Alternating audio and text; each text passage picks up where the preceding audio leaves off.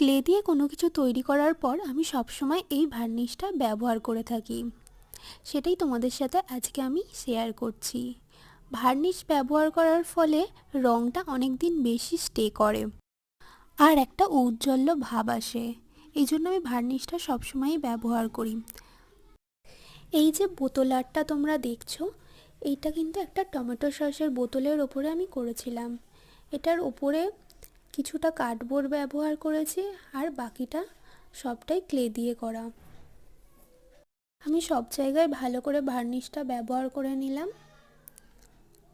আর এই বোতল আর্টটা কেমন হয়েছে আমাকে কিন্তু জানাতে ভুলবে না তোমরা।